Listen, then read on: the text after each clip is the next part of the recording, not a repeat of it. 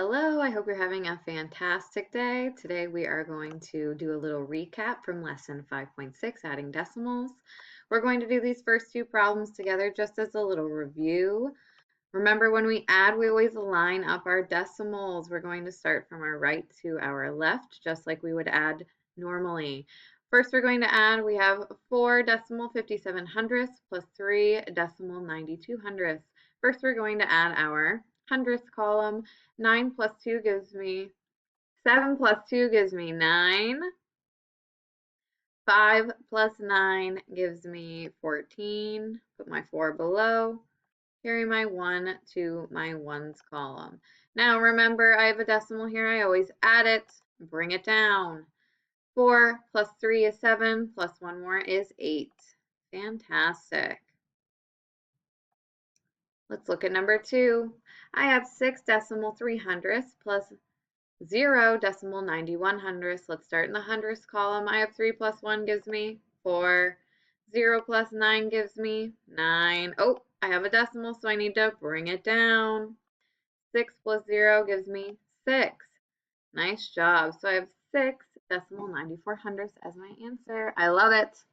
Let's start with today's lesson. Today's lesson, we are going to be talking about a few vocab words that I'll be introducing to you.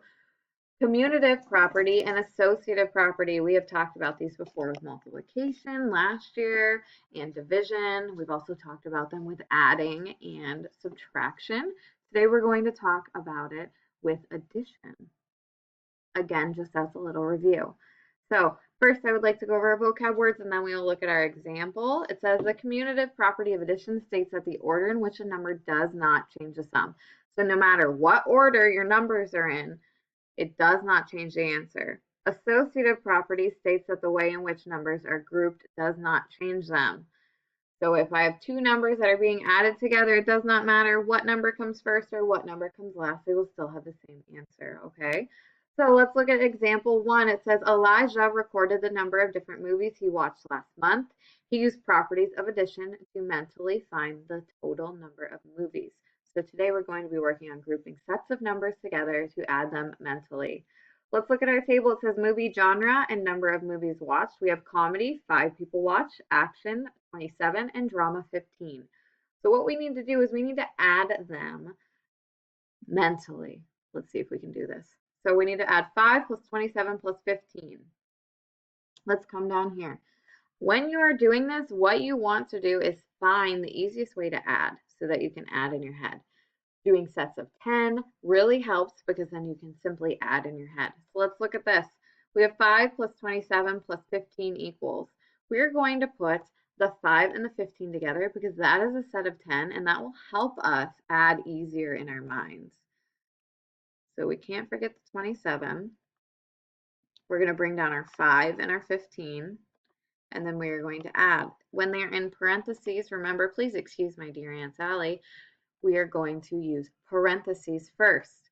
So we have 5 plus 15, 20. Then, because we have a set of 10, that helps us, because 20, that's easy. We can add 27 to that in our head, right? 27 plus 20. Well, 7 plus 0 gives me 7, and 2 plus 2 gives me 4. So there's a total of 47 people who went and watched movies. Okay, do you see how we did that? So mentally we added 5 plus 15 gives me 20, and 20 plus 27 gives me 47. Okay, what do you think? Hopefully good.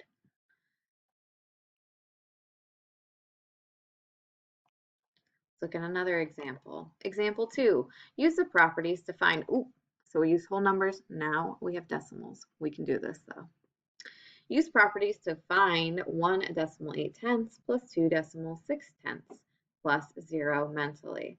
Okay, so we'll be adding 1 decimal 8 tenths plus 2 decimal 6 tenths plus 0.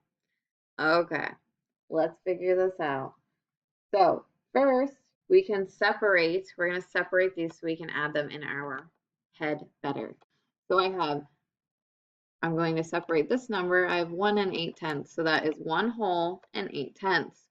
Then I'm going to separate my 2 decimal 6/10. I have 2 whole numbers and 6/10 plus 0. Okay, so now what I'm going to do is I'm going to add my whole numbers together because that's easier for me. So I have 1 plus 2, and then I'm going to add my tenths together. 0 decimal 6/10.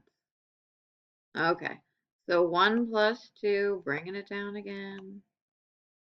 We put parentheses to show that we are going to add these set of numbers together. 1 plus 2 is 3. That was easy, right? 8/10 plus 6/10 gives me, well, I know that 8 plus 6 is 14.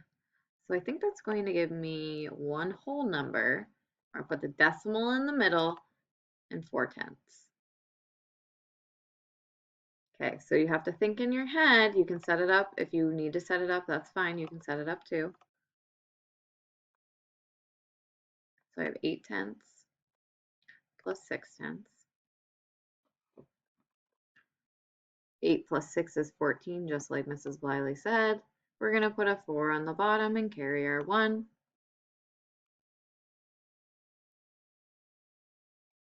Bring my decimal straight down. 0 plus 0 is 0, plus 1 more is 1. So I get 1 decimal 4/10. If you need to line it up, perfectly fine. If you can do it in your head, wonderful. Whatever way works for you, works for Mrs. Bliley. Okay, so now lastly, we have to add 3 plus 1 decimal 4. Well, I don't have any tenths, so I know that my tenths is going to stay the same because 0 plus 4 is 4. Decimal in the middle. Now I'm going to add my one whole number and my 3 in the ones column. 1 plus 3 gives me 4. Plus 0, that's silly. We know it's just the same answer. 4 and 4/10 is my answer.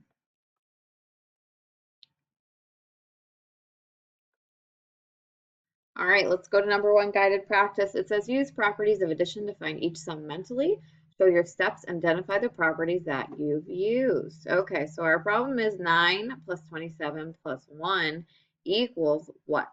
What we want to do, remember, is try to make this as easy as possible for us. So grouping numbers to give us 10 helps us. So right here, they group the 9 and the 1.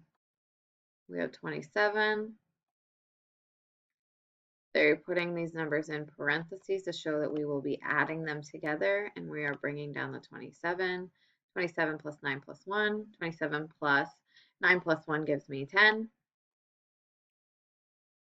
27 plus 10 gives me 37, right?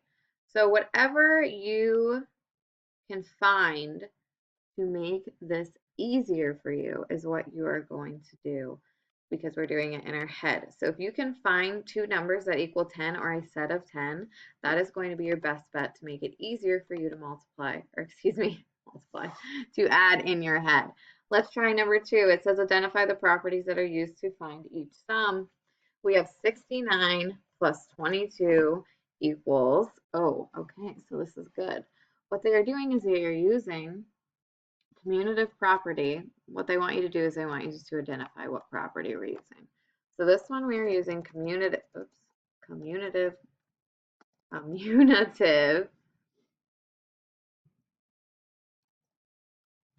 property to break down our numbers so it's easier for us to use in our head. Let's look at this. 69. So what they did is they made 60 and 9, 22, 20 and 2. They separated their tens and their ones so they can add easier. Then they use what property? They're in parentheses. So that helps us come to the conclusion that we know that we're adding our tens together and our ones together. So that is actually associative property. And then they are going to add.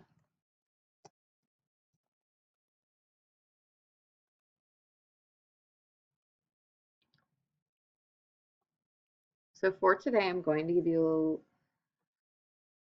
okay, forget what Ms. Bliley was just saying. So what we're doing for these problems is we're identifying what property we're using. I also forgot to mention identity property. Identity property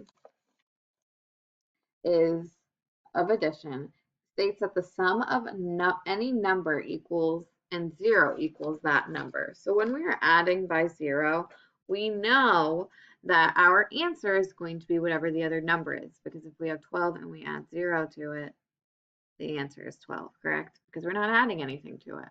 So that's going to be identity property. So let Mrs. Wiley back up a little bit. Okay, so we have commutative, which is when we are breaking it down and we are adding numbers together, does not matter what order, and our answer is going to be the same. So we separated our tens and our ones, and we'll be adding them together. 60 plus 20 gives me 80, 9 plus 2 gives me 11. Add those together, 80 plus 11 gives me 91 for my final answer. Let's look at number 3. We have 11 plus 7 decimal 7 tenths plus 4 decimal 3 tenths plus 0 equals 11 plus 7 decimal 7 tenths plus 4 decimal 3 tenths plus 0.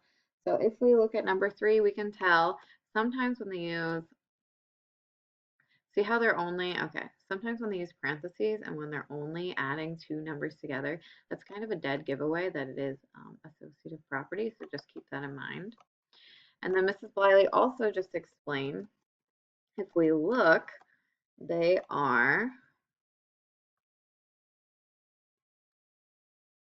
using a 0. Do we see the 0? So whenever you see a 0 is being added together, we are going to use that as identity property.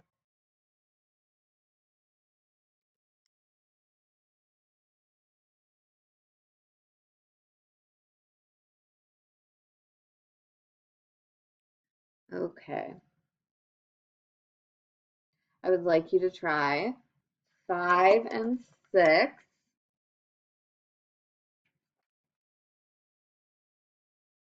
on your own.